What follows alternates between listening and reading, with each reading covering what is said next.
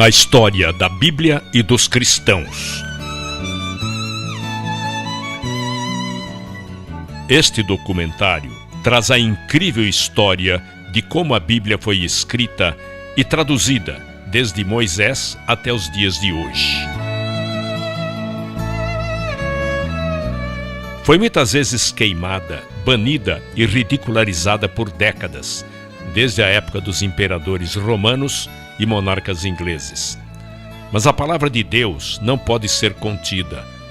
Grandes estudiosos da palavra, tradutores, reformadores, pregadores e escritores, pessoas inspiradas por Deus, lutaram e deram suas próprias vidas para proteger a Bíblia e levar a mensagem de salvação e esperança a todas as pessoas através dos séculos. A Bíblia levou 1.600 anos para ser escrita e 40 autores a escrever em 3 línguas diferentes. A Bíblia começou sendo feita oralmente por Deus e depois escrita por Moisés. Essas pessoas eram ungidas e falaram por Deus. Tudo que foi escrito não foi dado por vontade humana, mas veio da vontade de Deus.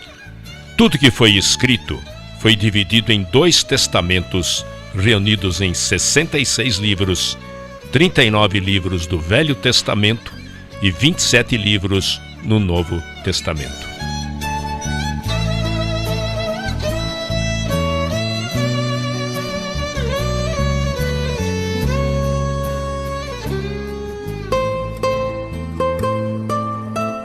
"300 anos antes de Cristo, Cânon, o Velho Testamento.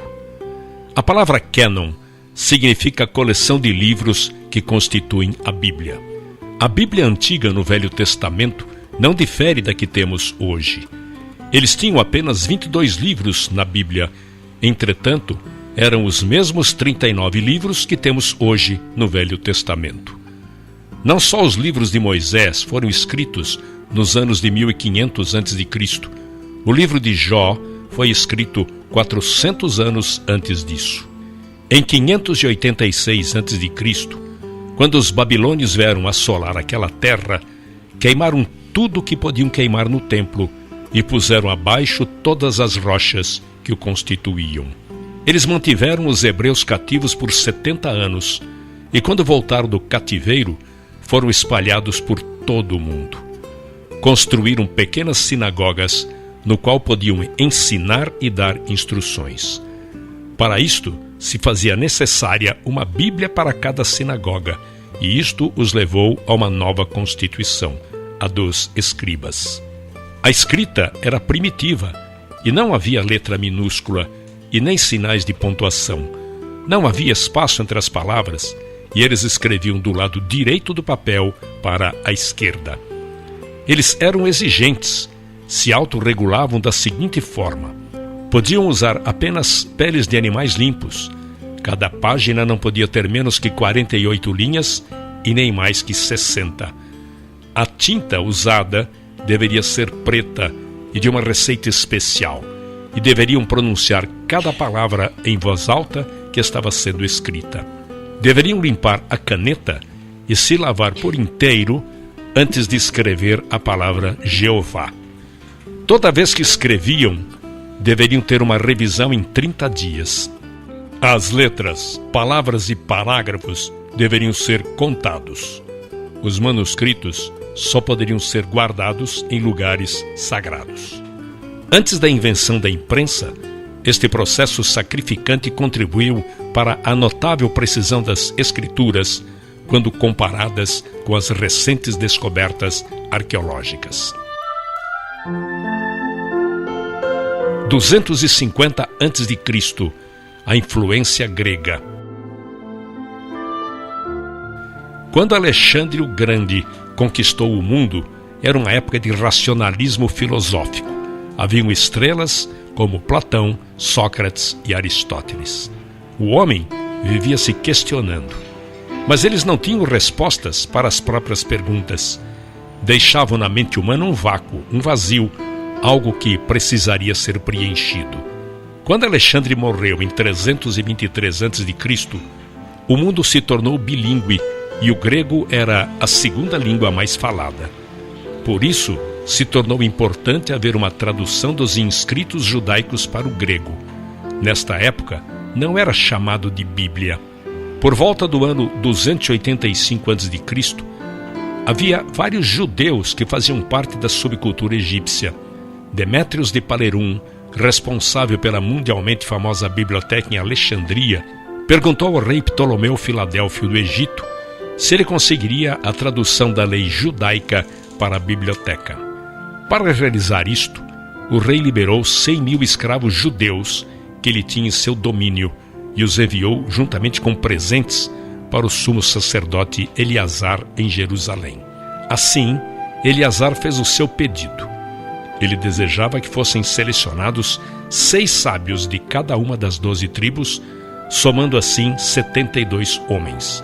Esses sábios deveriam ir a Alexandria para realizar esta tradução, e assim foram enviados e foram bem recepcionados. Em 72 dias, eles traduziram todo o Torá.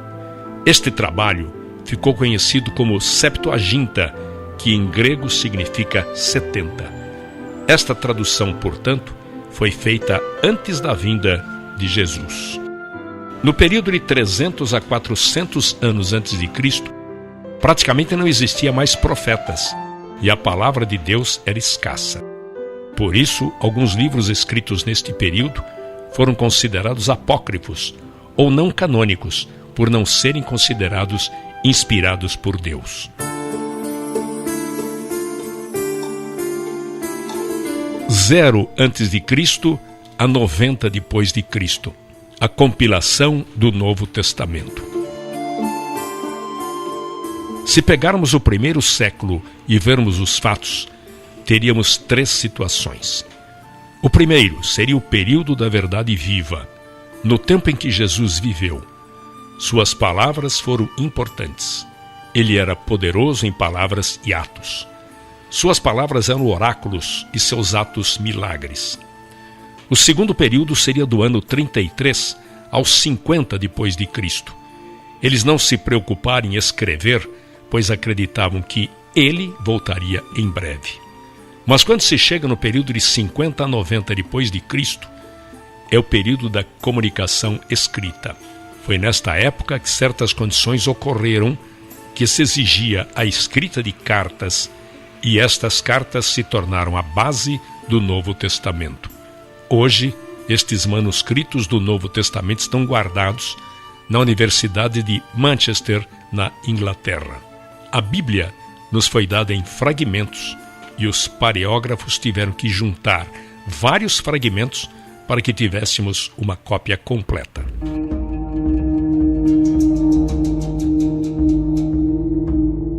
Em 35 depois de Cristo, o primeiro mártir cristão. Havia-se passado 7 anos após a ressurreição de Cristo e um problema surgiu entre as viúvas gregas e hebraicas. Selecionaram 7 homens, nos quais chamaram diáconos. Todos possuíam um nome grego. 2 deles se chamavam Filipe e Estevão. Estevão foi diante do Sinédrio acusando de terem assassinado o Messias e, baseado numa passagem de Isaías, afirmava que Deus não habitava em um único lugar.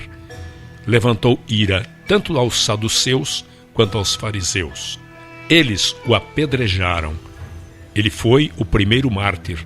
Desde então, muitos cristãos passaram a ser apedrejados e martirizados. 45 a 68 depois de Cristo. Os inscritos de Paulo. Paulo abriu caminho para as igrejas dos gentios. Seu trabalho foi incansável por 30 anos. Escreveu a grande maioria das epístolas do Novo Testamento, muitas delas escritas na prisão. Foi muitas vezes chicoteado e morreu nas mãos do imperador Nero. Pedro foi crucificado, embora não se achasse digno de ser crucificado da mesma maneira que foi Jesus. Tomé morreu queimado na Índia por causa da sua fé. O único apóstolo que escapou do martírio foi João. Todos os outros autores do Novo Testamento ou foram crucificados, mortos pela espada, açoitados, decapitados ou queimados vivos.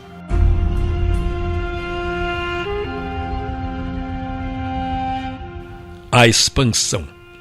Entre os anos 100 e 450 depois de Cristo, houve uma grande expansão do cristianismo em Roma. Havia em Roma muitas congregações separadas, mais de 40 congregações, encontradas logo após a última perseguição. Nesta época, os cristãos poderiam ser encontrados no Império Romano como na distante Inglaterra. Nesta época, cresciam não só numericamente, mas penetravam verticalmente através de cada segmento social. Nesta época, a igreja primitiva tinha em comum a Bíblia e não sobreviveriam sem ela. De 80 a 303 depois de Cristo, a construção do Coliseu e a perseguição aos cristãos. O Coliseu em Roma começou a ser construído em 72 depois de Cristo pelos Vespasianos e foi concluído pelo seu filho Tito no ano 80 depois de Cristo e era usado principalmente para os sacrifícios dos cristãos. Uma série de 10 perseguições ocorreu contra a igreja. A perseguição romana começou no ano 64 depois de Cristo, ocasionada por Nero. Nero colocou fogo em Roma e culpou os cristãos por isso. Nero os queimara à meia-noite para que servissem de tocha para a cidade. Casas eram lotadas de cristãos e em seguida incendiadas. Grupos de 50 eram colocados e amarrados por corda e lançados ao mar. Todas estas ações de Roma eram para acabar com a influência dos cristãos. Existiam 4 razões para as perseguições. Primeiro, era política. Os cristãos se reuniam à noite em lugares clandestinos e tinham medo de que formassem grupos políticos. Segundo, era religiosa. Eles se recusavam a oferecer incenso no altar para César. Terceiro, social. Eles tinham uma maneira de vida distinta. Acreditavam que todos os homens eram iguais. Para os romanos, era Nero numa extremidade e o restante da população na outra extremidade da escala social. Quarto, razão financeira. Os romanos viviam também de fabricar estátuas e esfinges, pequenas imagens de idolatria da deusa Diana. A última das séries de 10 perseguições foi realizada em 303 depois de Cristo por Diocleciano. Diocleciano ascendeu socialmente pela via militar e se tornou comandante do imperador Caro. Com sua ascensão ao poder, Diocleciano pôs um fim à crise do terceiro século. Indicou um oficial, seu colega militar, Maximiano, para o cargo de Augusto, na prática, co-imperador, e indicou Galério e Constâncio como Césares, co-imperadores de menor estatura. Sob este sistema de tetrarquia, ou governo de 4, cada imperador tinha autoridade sobre 1/4 do império, embora fosse um governo conjunto.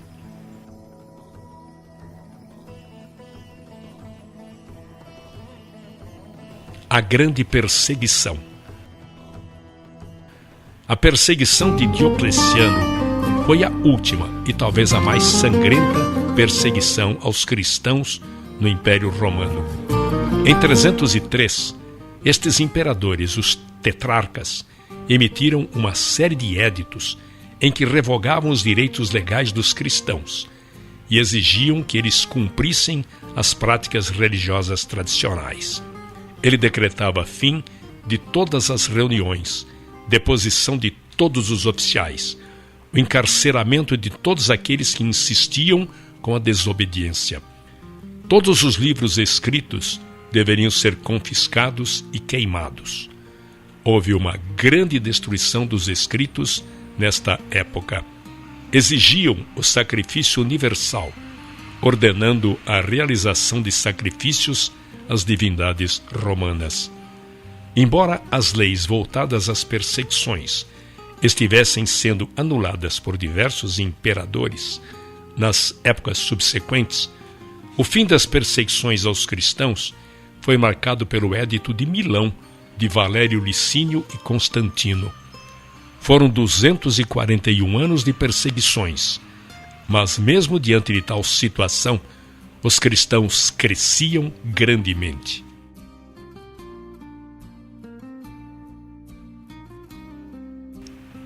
O fim das perseguições.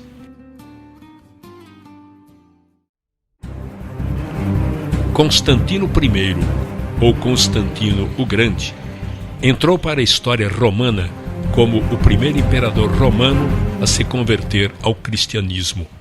Contudo, fica em aberto a seguinte questão: será que ele teria feito isso por pura devoção ou fora uma jogada política? Constantino, antes de se tornar cristão, era um homem devoto ao culto dos deuses romanos. No ano de 312, na noite anterior a uma batalha, Constantino tivera um sonho no qual aparecia uma cruz e nela estava grafada a seguinte frase: sob este signo vencerás. Com isso, antes da batalha começar, Constantino ordenou que os seus soldados pintassem o tal símbolo cristão em seus escudos, e de certa forma isso acabou lhes trazendo sorte, e eles venceram a batalha. Outras versões dizem que não fora um sonho, mas uma visão. Constantino, andando pelo acampamento, teria visto uma cruz no céu. Depois desta vitória, Constantino mostrou interesse em se converter ao cristianismo. Em 313, Constantino, juntamente com o novo imperador do Oriente, assinaram o Édito de Milão, no qual proibia a perseguição aos cristãos e legaliza o culto dos cristãos. A fundação de Constantinopla e união da Igreja e governo. Em 330, ele fundou a cidade de Constantinopla como sua nova capital para o Império, e ela se tornaria no futuro o principal centro intelectual e cultural do mundo cristão. Assim, Constantino decretou a construção de uma nova capital, nas margens do Bósforo, onde havia a antiga fortaleza grega de Bizâncio, num ponto de grande importância estratégica. A nova cidade, que recebeu o nome de Constantinopla, isto é, Cidade de Constantino, foi concebida como uma nova Roma e rapidamente se tornou o centro político e econômico do Império. Sua criação teve repercussões também no plano eclesiástico. Enquanto em Roma a Igreja Católica adquiriu mais autoridade, em Constantinopla o poder civil controlou a Igreja. A mudança da capital imperial enfraqueceu a influência do Papado de Roma e fortaleceu a influência do Bispo de Constantinopla sobre o Oriente, um dos eventos notáveis que provocariam futuramente o grande cisma do Oriente. Constantinopla é o antigo nome da cidade de Istambul, na atual Turquia. –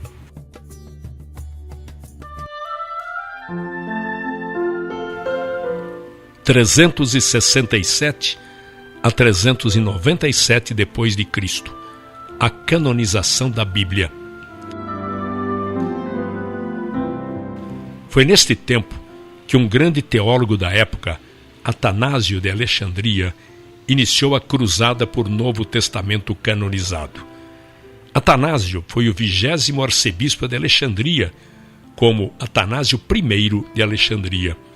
Seu episcopado durou 45 anos, dos quais 17 ele passou exilado, em 5 ocasiões diferentes e por ordem de 4 diferentes imperadores romanos. A palavra cânon significa régua, quadro de medidas, um nivelador ou pesos ideais para equilibrar uma balança. Em relação à Bíblia, significa a regra usada para determinar se um certo livro poderia ser medido satisfatoriamente de acordo com um padrão. A palavra foi primeiramente utilizada por Atanásio no século IV. Em 367 d.C., Atanásio listou pela primeira vez nos registros da história os 27 livros do Novo Testamento. Em 397 d.C., o Concílio de Cartago deu a primeira aprovação oficial para os 27 livros do Novo Testamento. A Bíblia se tornara completa. 405 d.C., a Bíblia Vulgata. Jerônimo, em 405 d.C., levou 16 anos de sua vida para traduzir a Bíblia diretamente do hebraico para o latim. Seus pais eram cristãos e enviou Jerônimo a Roma para estudar filosofia. Lá se converteu ao cristianismo e se batizou nas águas. Isto causou um efeito profundo em sua vida. Ele dedicou toda a sua vida a aprender a língua hebraica. Ele era grande amigo de Damaso I, que depois veio a se tornar papa, e a seu pedido dedicou-se a esta tradução, pois não havia ninguém mais qualificado que Jerônimo para fazer a tradução.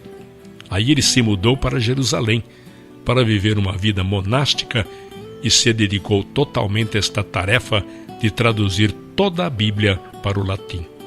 Foi a primeira e por séculos a única versão da Bíblia que traduziu o Velho Testamento diretamente do hebraico e não da tradução grega conhecida como Septuaginta.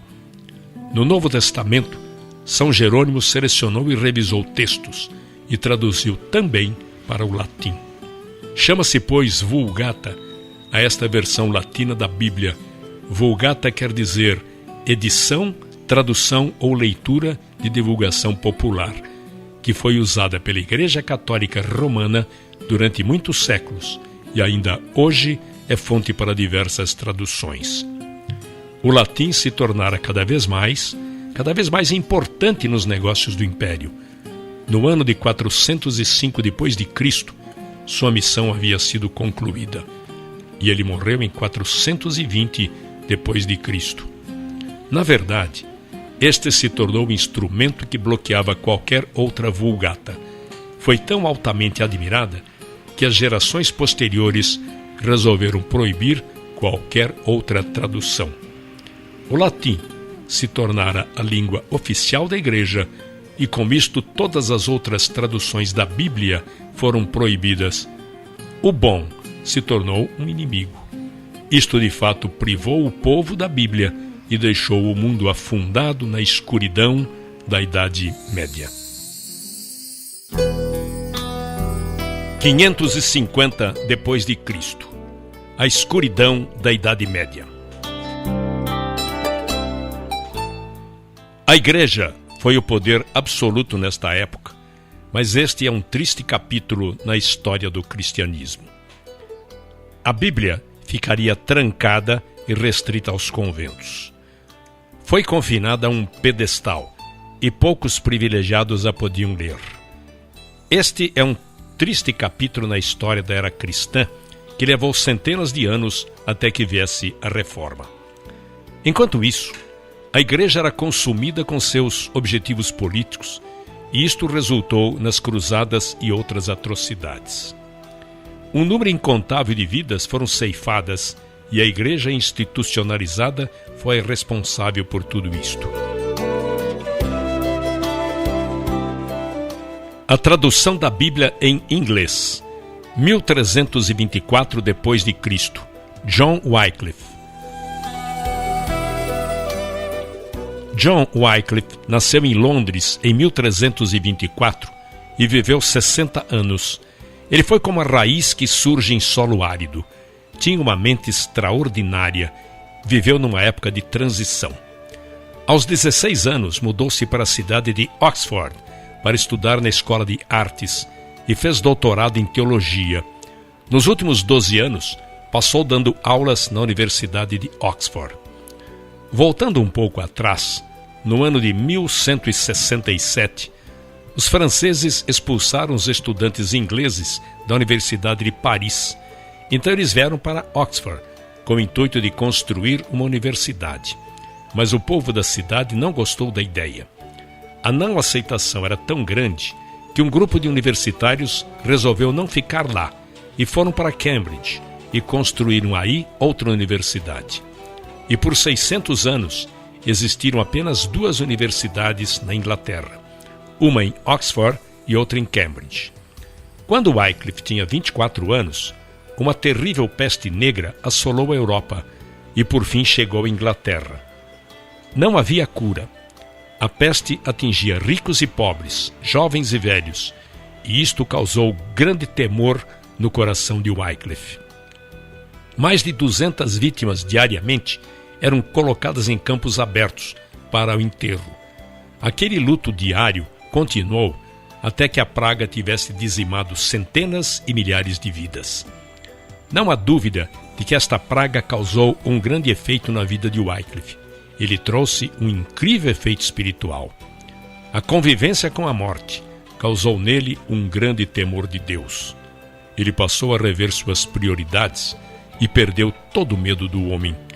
A verdade era a máxima prioridade. Ele foi transformado e passou a ter outro relacionamento com Deus. Nesta época em que ele vivia, a igreja e o Estado eram um só. Com isso, todos os dízimos que eram entregues à igreja iam para o Estado, e o Estado fazia as indicações de quais ministros iriam para as várias paróquias. Ele se tornou um reformador.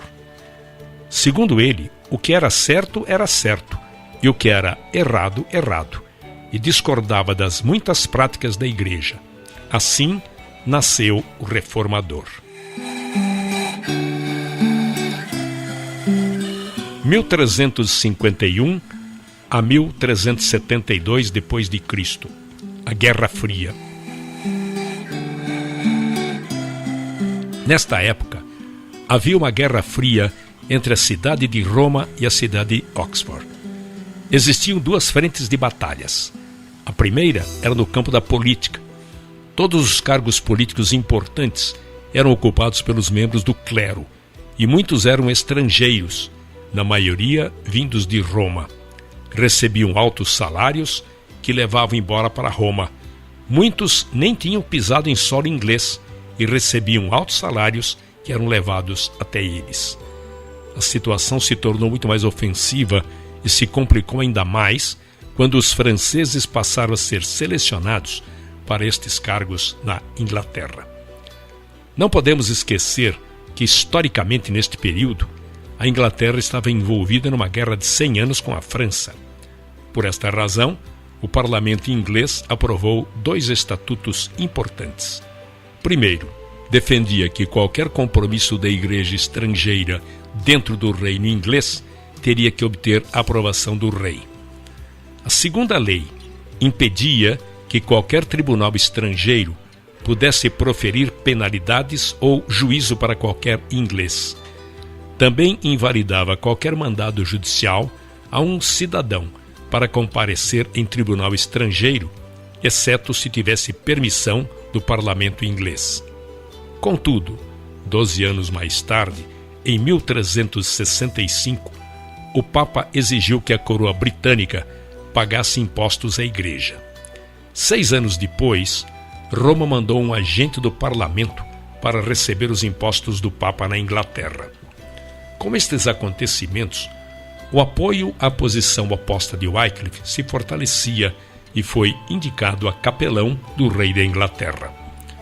Outra batalha que ocorreu nesta Guerra Fria com Roma foi no campo da teologia. Wycliffe censurou a doutrina da transubstanciação.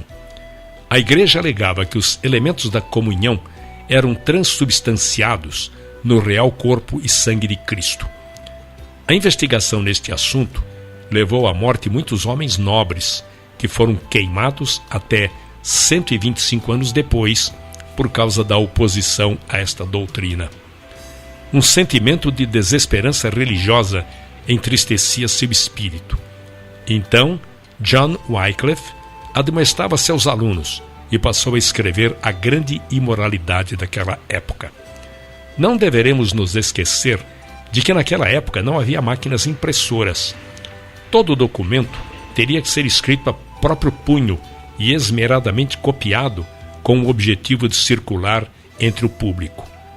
Na época, alguns de seus dizeres ficaram conhecidos como: a Inglaterra não pertence a ninguém. O Papa é apenas um homem sujeito ao pecado. Mas Cristo é o Senhor dos senhores, e este reino é sustentado diretamente e unicamente por Cristo. O maior feito de Wycliffe ainda estaria por vir. Traduziria a Bíblia para o inglês, numa linguagem do homem comum, mas precisaria passar pela fúria de uma igreja ofendida. 1382 depois de Cristo, a primeira Bíblia em inglês. Em 1378, Wycliffe e alguns de seus discípulos começaram a traduzir a Bíblia para o inglês. É impossível estimar o valor desta obra notável. Eles defendiam que a Bíblia tinha toda a revelação de Deus e que era desnecessário qualquer ensinamento além, pela tradição da Igreja, Papa ou qualquer outra fonte. Além disso, qualquer outra autoridade, tradição ou papas deveriam ser analisados através das Escrituras, que tivessem livre acesso à Bíblia para todos os cristãos até aos plebeus, e por fim que a Bíblia fosse traduzida para a linguagem comum do povo. Wycliffe era bom em latim clássico e utilizou a Vulgata Latina de Jerônimo do ano 405 como base para esta tradução do latim para o inglês. Não sabemos quanto tempo durou esta tradução. Sabemos que iniciou quando lecionava em Oxford e terminou em 1380 o Novo Testamento.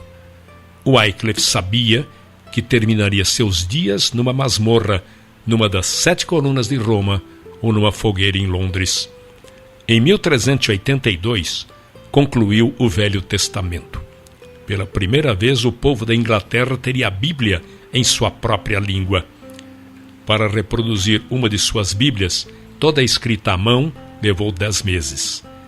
Estas Bíblias custavam algo de 30 a 40 libras, ou seja, 9.600 centavos. Lembre-se de que, nesta época, uma galinha poderia ser comprada por 2 centavos e um porco por 4 centavos.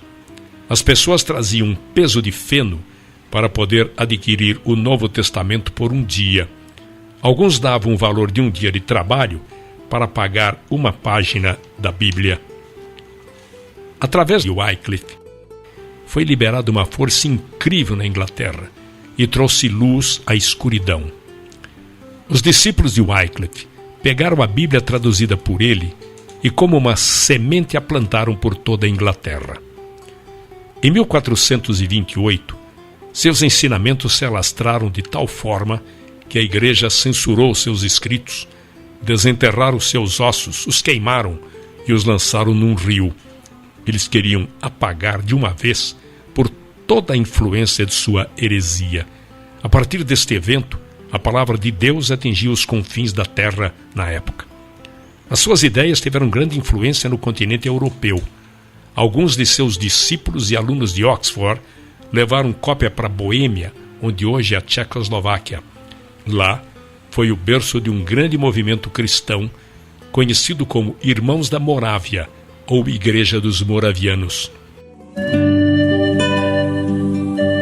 1395 a 1536 depois de Cristo.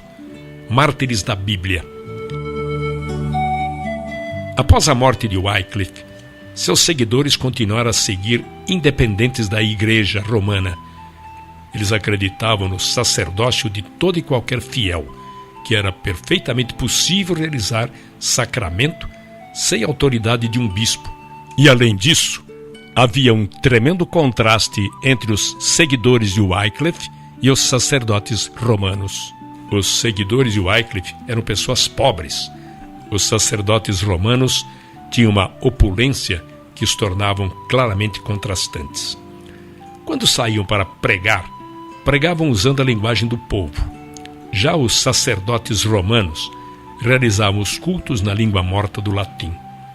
Isto proporcionou que a Bíblia fosse rapidamente disseminada na Inglaterra.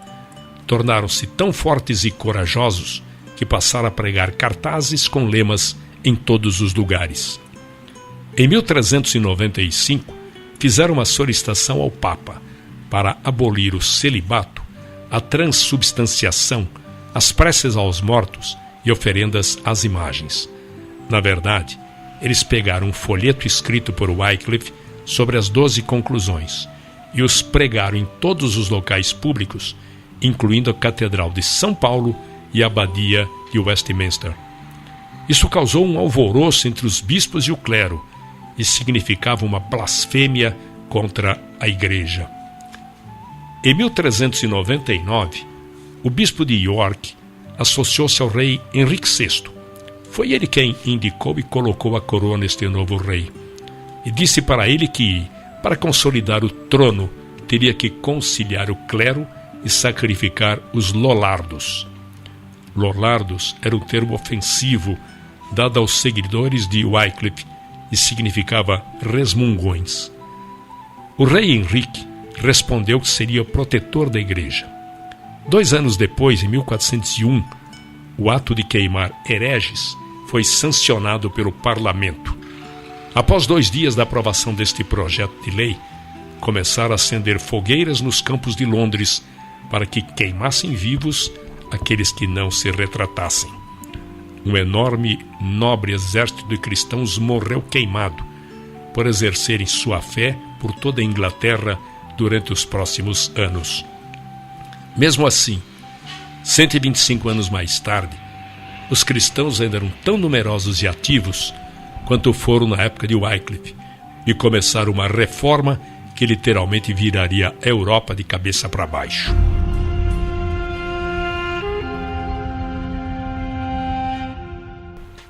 Em 1456 depois de Cristo, fim da Idade Média.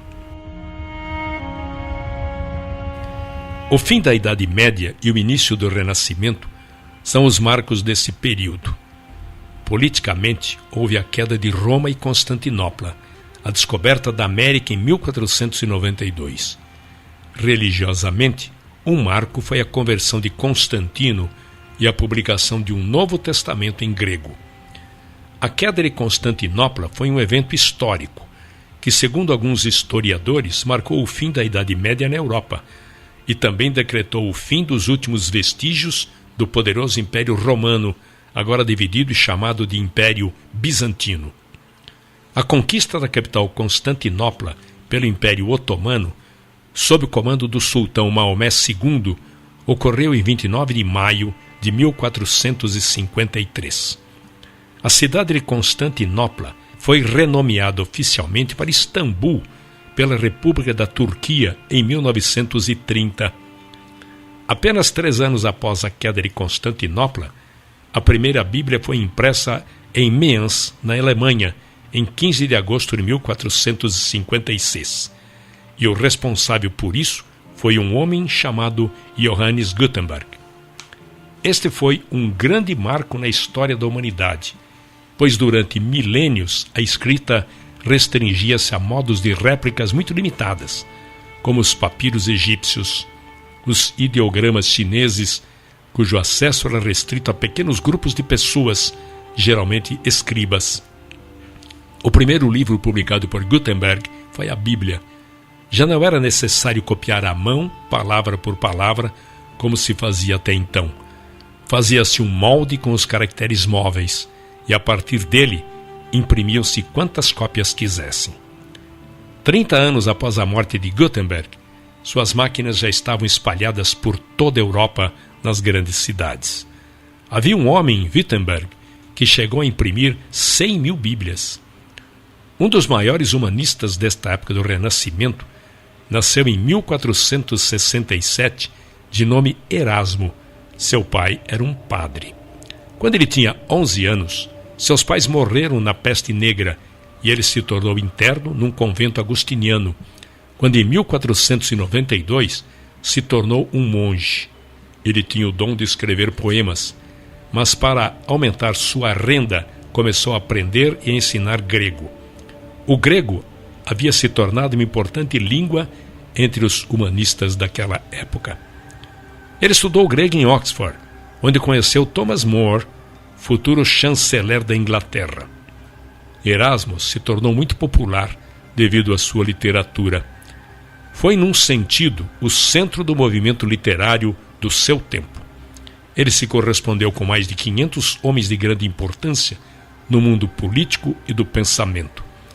Escreveu o Manual do Cristão Militante, obra mundialmente conhecida e que serviu de incentivo e apoio para os reformistas da época. Outra obra conhecida foi O Elogio da Loucura. Eram obras que expressavam uma análise da igreja no seu tempo. Os seus escritos alimentavam o que posteriormente dividiria a igreja. A mais importante obra que escreveu em toda a sua vida foi a tradução da Bíblia do latim para o grego. Foi no ano de 1516. Ele terminou o Novo Testamento em grego, quando lecionava no Queen's College em Cambridge. Depois, agrupou em uma página dividida em 2. Em uma metade, ele colocou o texto em latim, e na outra metade, suas traduções em grego. Erasmo dedicou esta obra ao Papa Leão X. Isto lhe assegurou, em parte, certa simpatia da igreja e garantiu a ele a permissão de vender o produto. Esta obra caiu no chão como uma semente. Não há outra maneira de descrever, pois Martinho Lutero passou os olhos naquilo e traduziu do grego para o alemão de sua época, e deu a Bíblia para os alemães. Foi exatamente o que Zwingli e Calvino fizeram pelas pessoas que viviam na Suíça, e exatamente o que William Tyndale fez pelas pessoas que viviam na Inglaterra. Este texto foi o que serviu de referência para que o rei King James fizesse sua tradução em 1611. 1517 depois de Cristo, a Reforma. Um homem está acima de todos os outros quando se fala de reforma protestante: Martinho Lutero. Lutero foi o epicentro da ruptura com a Igreja Católica, mas exerceu também um papel vital na história da Bíblia. Martinho Lutero nasceu em 10 de novembro de 1483. Entrou para o monastério agostiniano, onde obteve o grau de bacharel em artes. Um ano depois, fez seus votos para se tornar professor de literatura bíblica. Lutero se indignou com muitas práticas exercidas pela Igreja Católica. Por exemplo, uma delas era a venda de indulgências. As indulgências eram uma forma de penitência paga. As pessoas compravam um pedaço de papel que lhes permitia o direito de cometer pecados. O grau de cada um era determinado pelo preço que pagavam. Foi a combinação desta e de muitas outras coisas que resultaram nas 95 teses afixadas na porta da igreja de Wittenberg em 1517. Nestas teses, ele atacava veementemente a igreja e discordava de qualquer doutrina que não fosse fundada nas Escrituras. Na Alemanha, em 1521, Lutero queimou publicamente a bula papal e a sua literatura se tornou bastante ativa. A obra mais importante de Lutero foi a tradução do Novo Testamento em grego de Erasmo para o alemão. Lutero não foi o único responsável pela reforma europeia. João Calvino foi o responsável por traduzir a Bíblia para o povo da Suíça. Se o luteranismo ou protestantismo nasceu em Wittenberg, então o presbiterianismo nasceu em Genebra. João Calvino era um teólogo francês, nascido em 10 de julho de 1509. Foi um humanista, nunca foi ordenado sacerdote. Depois de seu afastamento da Igreja Católica, foi porta-voz do movimento protestante, pregando em igrejas e acabando por ser reconhecido por muitos como padre. Fugiu para Genebra em 1536, onde faleceu em 1564. Genebra tornou-se definitivamente um centro do protestantismo europeu, e João Calvino permanece até hoje uma figura central na história da cidade e da Suíça. Quando Martinho Lutero escreveu suas 95 teses, em 1517, Calvino tinha 8 anos de idade e a forma de protestantismo que ele ensinou e viveu é conhecida pelo nome de calvinismo. Calvino era incomparável na área da doutrina. Em 1542, havia o surto da peste negra em Genebra. A peste negra permanecia um fenômeno incompreensível. Para lidar com a epidemia, era normal que se multiplicassem os casos de feitiçaria e de rituais para combater a peste. Assim, os rebeldes cristãos, os protestantes, eram perseguidos e acusados de bruxos e feiticeiros. Muitos eram queimados vivos, eram os culpados pelas desgraças e castigos de Deus. Não há dúvidas de que, quando se fala em reforma, pensamos na Alemanha de Martinho Lutero, na Suíça de João Calvino, na Escócia de John Knox e na Inglaterra, Thomas Bilney. Bilney nasceu por volta de 1495 na Inglaterra. Era aluno do Trinity College, especializado em direito canônico. Teve acesso à Bíblia proibida de Erasmo. Reunia-se num bar para estudar e discutir a Bíblia entre seus amigos. Muitos se tornaram seus seguidores. Um deles chamava-se William Tyndale, que posteriormente veio traduzir o Novo Testamento do grego para o inglês. William Tyndale foi um pastor protestante, mestre em artes pela Universidade de Oxford. Traduziu a Bíblia para o inglês moderno. Seu objetivo foi fazer o Novo Testamento, um livro tal que todo menino de arado pudesse tê-lo e se tornasse mais conhecedor das Escrituras que o próprio clero. Esta é uma frase de Tyndale que ficou muito conhecida. Apesar de numerosas traduções para o inglês, parciais ou completas terem sido feitas a partir do século VII, a Bíblia de Tyndale foi a primeira a se beneficiar da imprensa, o que permitiu uma ampla distribuição. Foi em Cambridge que Tyndale descobriu o poder regenerador da Bíblia. Lá se uniu ao grupo de estudos liderado por Bilney.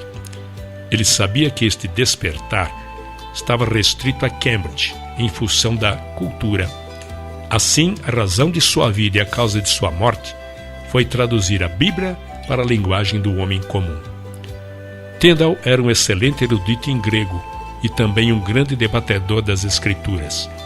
Uma vez, um religioso provocou Tyndale dizendo: melhor viver sem a lei de Deus do que a do Papa.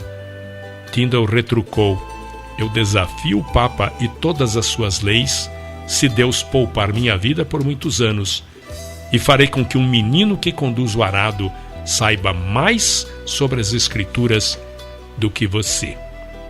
Tyndale ficou conhecido como o pai da Bíblia inglesa. Apelou para o bispo de Londres para que revogasse a lei contra os lollardos, que proibia o uso da Bíblia que não fosse latim, mas foi em vão. Tyndale então resolveu se exilar na sua terra natal e rumou para Wittenberg, na Alemanha, para terminar a tradução do Novo Testamento. Lutero e Tyndale ficaram amigos e ligados pelo mesmo lema, só nas Escrituras. A cidade se tornou um refúgio para o foragido. Em 1525, finalmente, conseguiram imprimir clandestinamente no interior da Alemanha algumas destas cópias finalizadas do Novo Testamento. Acharam que seria mais fácil contrabandear estes livros dentro de sacos de farinha que estavam sendo importados pela Inglaterra. Assim, milhares destas Bíblias de Tyndale estavam atingindo a costa da Inglaterra. Tyndale defendia as teses da Reforma Protestante, muitas das quais eram consideradas heréticas, primeiro pela Igreja Católica, depois pela Anglicana. As Bíblias, traduzidas por Tyndale, foram proibidas e banidas pelas autoridades. E o próprio Tyndale foi queimado na fogueira no ano de 1536 em Bruxelas, atual Bélgica, sob a instigação do rei Henrique VIII. Suas últimas palavras enquanto queimava foram: Senhor, abra os olhos do rei da Inglaterra, o que de fato aconteceu anos depois. 1526 depois de Cristo. queime-os. A oposição que surgiu ao movimento da reforma na Inglaterra vinha da Igreja Oficial, da Coroa e do humanismo. Muitos homens bons e tementes a Deus perderam suas propriedades, definharam na prisão e muitos morreram queimados em postes. Todos eram considerados culpados por possuir ou distribuir o Novo Testamento de Tyndale ou mesmo levantar fundos para as operações de Tyndale. Em 1532, Smithfield era o lugar ou campo escolhido na Inglaterra onde as pessoas eram levadas e queimadas em praças públicas por crimes religiosos. Multidões de pessoas foram sacrificadas, submetidas à dor. Eram humanos como nós. Seus ossos eram frágeis. Muitos eram fortes, outros caíam no desespero. Alguns deles não eram levados contra a vontade. Eles se conformavam com esta provação e faziam porque tinham convicções fincadas como lança de aço em suas almas, que não permitiam que se curvassem as pressões. Alguns eram homens fortes, robustos e valentes. Outros eram mulheres e crianças fracas, frágeis e sensíveis. Mas todos eles foram heróis. 1534 d.C., o rei, chefe supremo da Igreja na Inglaterra. A influência do rei Henrique VIII na reforma e na história da Bíblia. O rei Henrique VIII casou-se com Catarina de Aragão e tiveram 6 filhos, mas apenas uma menina sobreviveu à infância. Esta filha ficou conhecida como Maria, a Sanguinária. O rei culpou Catarina pelo fracasso em lhe proporcionar um filho. Apaixonou-se por uma fina moça protestante chamada Ana Bolena, a qual não tinha intenção de se tornar sua amante. Devido à sua firmeza moral, o rei lhe propôs casamento, mas o divórcio dele não havia se concretizado. O Papa, por várias razões políticas, não lhe concedeu o divórcio. Então, o rei, aborrecido por não obter o divórcio, substituiu o arcebispo por Sir Thomas More. Em 1534, o parlamento sancionou uma lei designando o rei supremo chefe da igreja na Inglaterra. O arcebispo Thomas More, não concordando com isto, foi preso e posteriormente executado. Um homem chamado Thomas Cranmer foi consagrado arcebispo de Canterbury. Foi ele quem decretou nulo o casamento com Catarina de Aragão e em 1535 coroou Ana Bolena como rainha e se tornou padrinho de sua filha, a futura rainha Elizabeth. 1536 d.C. Senhor, abra os olhos do rei da Inglaterra. Quando o Novo Testamento de Tyndale atingiu a Inglaterra, caçadores de recompensa viajavam por toda a Inglaterra procurando as cópias de Tyndale para queimá-las, mas sem sucesso. Tyndale começou a tradução do Velho Testamento, mais tarde mudou-se para Antuérpia, na Bélgica. Aprendeu a viver como fugitivo e a vagar feito um errante de cidade em cidade. Usou vários disfarces, mas o que o ajudou muito foi o fato de falar 7 línguas com tamanha fluência que era impossível determinar qual sua língua nativa. Quando vivia na Antuérpia, Henry Philip, tornando-se seu amigo, delatou a sua identidade. Ele foi capturado e preso num castelo na Bélgica. Foi culpado de sacrilégio e em 6 de outubro de 1536 foi levado para ser executado.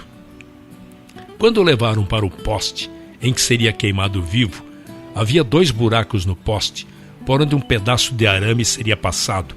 Envolveria seu pescoço, porque de acordo com a corte, ele deveria ser estrangulado ao mesmo tempo que fosse queimado. E quando o executor passava o arame em volta de sua garganta, ele fez esta última declaração pública registrada, e foi em forma de prece: Senhor, abra os olhos do rei da Inglaterra. A sua voz foi sufocada, queimaram seu corpo e destruíram sua propriedade, queimando cada Bíblia que era encontrada. Embora apenas um exemplar da sua primeira edição do Novo Testamento tenha sobrevivido ao Holocausto Bíblico, seu empenho inspirou milhares. Suas prioridades deram orientação ao movimento da Reforma, e sua tradução influenciou cada nova edição, até que sua obra, 90% inalterada, se tornou o livro mais vendido de todos os tempos, a versão King James de 1611. Após a morte de Tyndale, a Bíblia inglesa foi considerada um livro proibido. A rainha Ana Bolena acreditava piamente no movimento da Reforma. Ela se esforçou para influenciar os comandantes a perdoar os crimes daqueles que eram pegos contrabandeando o Novo Testamento na Inglaterra.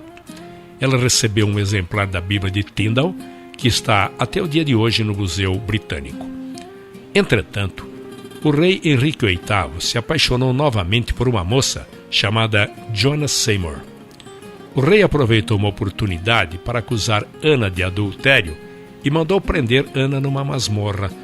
Foi condenada à morte e executada, decapitando sua cabeça com um golpe de machado.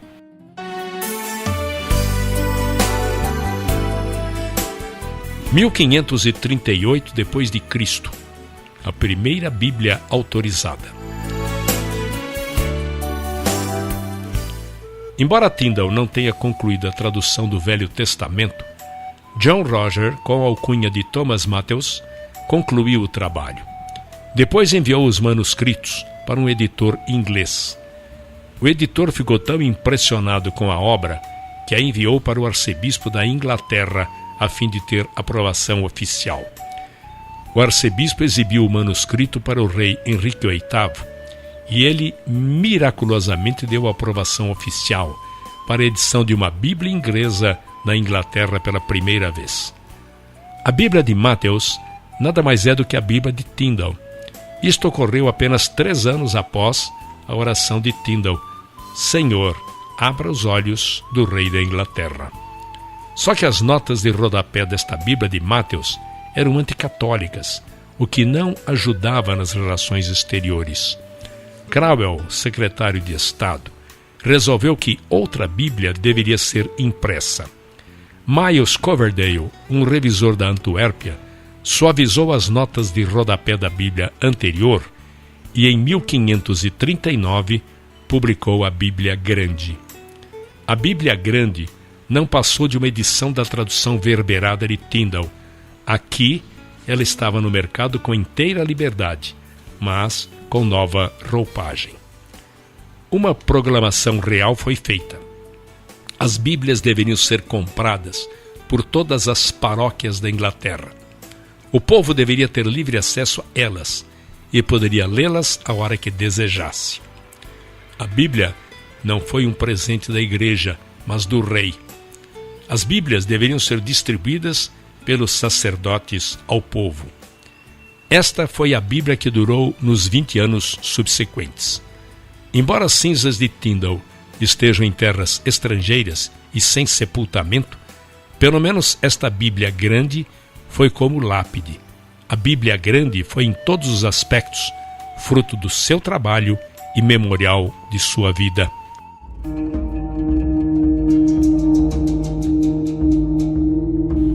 A ira de Maria Sanguinária. Henrique VIII foi marido de 6 mulheres, amante de muitas concubinas e pai de muitos filhos ilegítimos. Apenas 3 filhos legítimos sobreviveram à infância: Maria, Elizabeth e Eduardo. Em 1546, Eduardo se tornou herdeiro do trono aos 9 anos de idade. Tinha ele influência da doutrina reformadora e era um verdadeiro protestante. Contudo, sua saúde era fraca e após 6 anos no trono, faleceu. A filha mais velha, Maria, assumiu ou herdou o trono. Foi totalmente oposta ao seu irmão. Era filha de Catarina de Aragão e tinha na sua mente as lembranças infelizes que ocorreram com sua mãe. Como o casamento de sua mãe foi considerado ilegal, ela foi tida como filha bastarda. Muitas vezes serviu de dama de companhia a sua irmã Elizabeth. Tinha 20 anos de idade quando sua mãe morreu. Teve uma vida muito atormentada.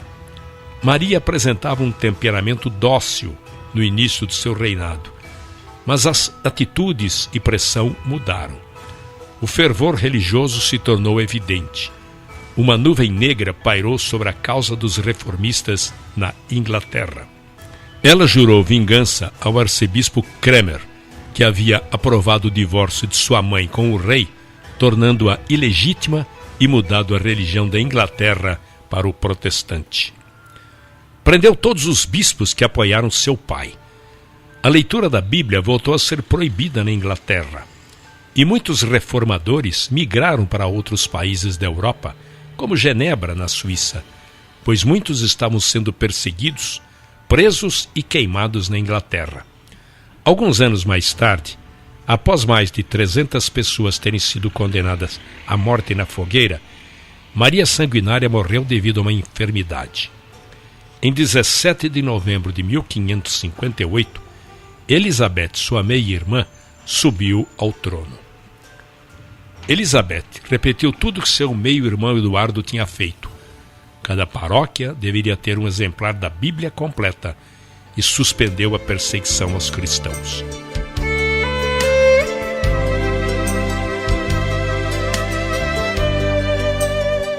Em 1557 a 1586 depois de Cristo. A tradução pelo Comitê. Na época do reinado de Maria Sanguinária, os reformadores de Genebra se dedicaram a realizar outra tradução da Bíblia para o inglês. Ela foi concluída em 1560 e chamada de a Bíblia de Genebra.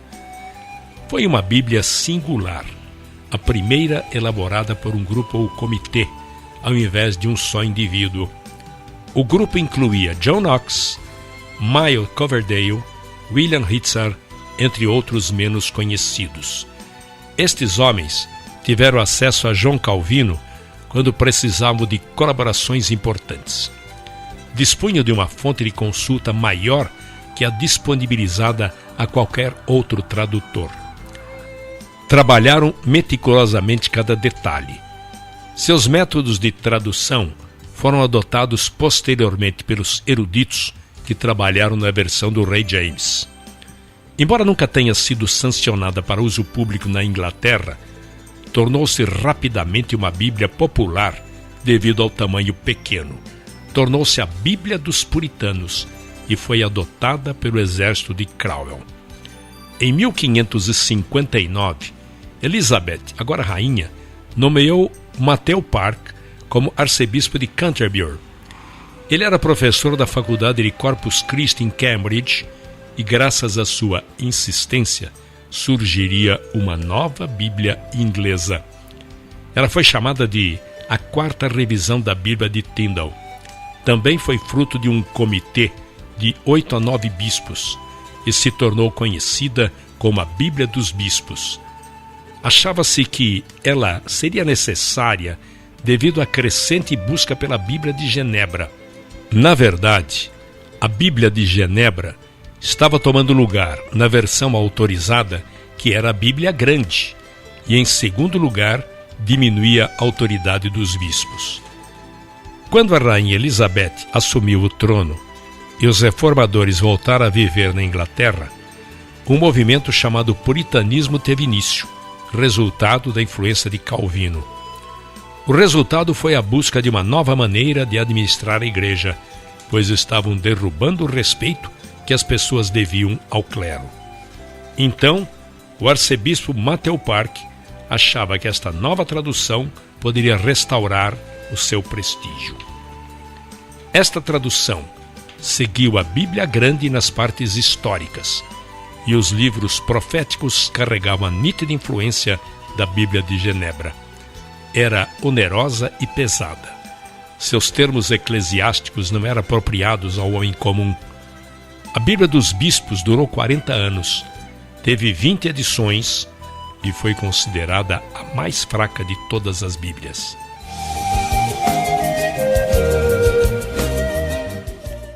Em 1611 depois de Cristo, o livro mais vendido de todos os tempos.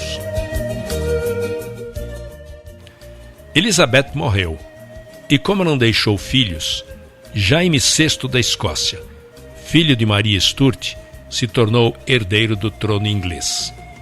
Foi criado com fortes convicções protestantes e convertido por John Knox, era presbiteriano por convicção. Um grupo de pessoas lhe entregou uma petição milenar e tratava de uma petição de 800 puritanos, no qual pediam ao rei que abolisse certos rituais religiosos. Isto levou Jaime, primeiramente, a fazer uma investigação sobre estas solicitações, que supostamente estariam em desacordo com a Igreja. Em 1604, o Dr. John Reynolds, líder do grupo puritano, alegou que a existência da Bíblia dos bispos era a confirmação da inferioridade de outras traduções, quando comparada com a edição de Genebra. Seu argumento era incontestável. Ou a Bíblia de Genebra passaria a ser a versão autorizada, ou teria de ser elaborada uma edição melhor. A última sugestão mexeu com a vaidade do rei, e assim, em 22 de junho de 1604, o rei anunciou a escolha de 54 homens que trabalhariam sob a liderança de William Bancroft, bispo de Londres. O trabalho só começou 3 anos depois, com a nomeação de 47 tradutores. Eles foram divididos em 3 grupos, segundo os centros acadêmicos da Inglaterra: Oxford, Cambridge e Westminster, 2 comitês em cada local. Os livros foram separados e cada homem elaborava sua própria tradução. Em seguida, ela era submetida aos outros membros do grupo. Posteriormente, passava pelo crivo dos outros 5 comitês. Depois de revisada, era mandada a um comitê, composto por 12 maiores eruditos, que chegavam a uma conclusão na revisão final. Foi a maior tradução da época, obra dos grandes estudiosos daquela geração. Os conhecimentos do grego e do hebraico ampliaram-se intensamente. Este livro foi considerado a maior obra-prima da literatura inglesa, sem paralelo nas gerações anteriores e até mesmo posteriores. A Bíblia estava destinada a ser o livro mais vendido de todos os tempos.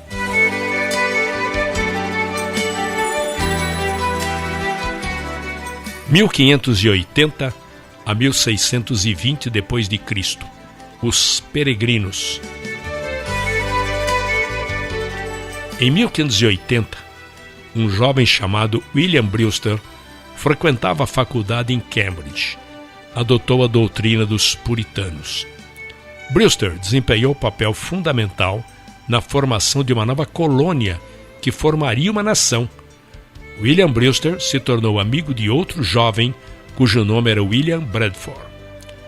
Em 1602, eles andavam 19 quilômetros até um vilarejo chamado Gainsborough para louvar a Igreja Separatista. A congregação se considerava uma instituição independente e distinta que deveria somente prestar contas a si mesma. Esta posição lhes custou a perseguição do Estado. Brewster, entre muitos congregados, seguiu para Amsterdã como exilado. Lá, Brewster se tornou médico. Nesta época, a Holanda era famosa pela tolerância religiosa e atraiu muitos grupos religiosos perseguidos. Lá se tornaram pessoas honestas, trabalhadoras e escrupulosas. Chegaram ao número de 100 pessoas. Como eram pessoas simples, solicitaram permissão para morar a 56 quilômetros da cidade de Leiden e fazer uma colônia entre eles. A permissão foi dada e permaneceram neste vilarejo próximo a Leiden pelos 11 anos seguintes. Foram modelo de caráter, chegaram ao número de 300. No decorrer do tempo, ficou evidente que teriam de se mudar mais uma vez. Eram muitos os fatores. Era difícil ganhar a vida nesse novo mercado. Os jovens estavam se alistando no exército dos Países Baixos e alguns cedendo às tentações da cidade. Pelo fato de serem uma minoria, corriam o risco de serem absorvidos pela comunidade. Para completar, a perseguição estava começando a alcançá-los. 2 livros escritos pelos peregrinos chegaram à Inglaterra e Jaime I queria levá-los a julgamento. Todas estas circunstâncias contribuíram para a escolha da nova terra. Existia um movimento de incentivo à migração, onde eles teriam direito sobre uma extensão de terra obtidos da London Company com direito à autonomia. Um grupo da Inglaterra se uniria a este grupo de Leiden na Holanda e cruzaria o Atlântico em 2 barcos, uma pinaça chamada Speedwell e um barco de 180 toneladas chamada Mayflower. A jornada ao Novo Mundo teve início em 5 de agosto de 1620. Devido às grandes turbulências e problemas que enfrentaram na viagem, 18 passageiros resolveram interromper a migração para a nova terra e retornaram. Foi resolvido que todos os que seguiriam dali para frente fariam num único barco, no Mayflower. 180 pessoas da igreja de Amsterdã migraram para Virgínia, nos Estados Unidos, em março de 1619, mas apenas 50 chegaram ao seu destino. O excesso de passageiros, as tempestades e as doenças fizeram com que esta viagem quase se tornasse uma tragédia. O Mayflower parou na enseada de Plymouth, em Collins Hill, em 1620. É interessante notar que a Bíblia que os peregrinos trouxeram para a Nova Terra não foi a versão Rei James, mas preferiram a Bíblia de Genebra. Foi das palavras desta Bíblia que tiraram determinação e força. A Bíblia foi o sustentáculo nos momentos de grandes dificuldades, e muitas dificuldades ainda estariam por vir. Devido ao rigor do inverno, os atrasos da viagem e as fúrias das tempestades que enfrentaram para atravessar o Oceano Atlântico enfraqueceram-nos de tal maneira que chegaram totalmente despreparados para o que os aguardavam. Os meses de janeiro e fevereiro foram especialmente difíceis. Conta-se que no fim de fevereiro, 31 pessoas haviam morrido, na maioria mulheres. A doença se abateu de tal forma sobre eles que a primeira casa que construíram foi transformada num hospital. Mesmo assim, tiveram problemas, porque os doentes eram em maior número do que as pessoas que teriam condições de cuidar deles. Em meados de março, o inverno rigoroso chegara ao fim. Estabeleceram uma colônia em Portugal. Havia um índio que falava fluentemente o inglês. Seu nome era San Josete. E lhes forneceu muitas informações sobre a terra. Foram apresentados também a outro índio chamado Squanton, que também falava inglês fluentemente. Este foi um nativo que havia sido capturado e vendido na Espanha, que conseguiu fugir para a Inglaterra e da Inglaterra conseguiu voltar para sua terra natal. Era o único sobrevivente da sua tribo. Apresentaram também outro líder nativo chamado Massasoit, que estava acompanhado por 60 de seus homens. O resultado foi um acordo de paz assinado entre eles que duraria pelos 50 anos seguintes. Posteriormente, o lugar onde se estabeleceram foi Plymouth Rock. Estes bravos e corajosos peregrinos, do jeito que puderam, se tornaram as sementes de uma nova nação. É preciso destacar que eles eram homens de carne e osso como nós. Sacrificaram seus bens, sofreram privações, resistiram aos sofrimentos, tudo por um propósito supremo. Eles queriam a liberdade de louvar e seguir a Deus. A fonte de suas forças foi um livro, a Bíblia Sagrada, e eles a colocaram em primeiro lugar em todas as questões, na fé e na prática.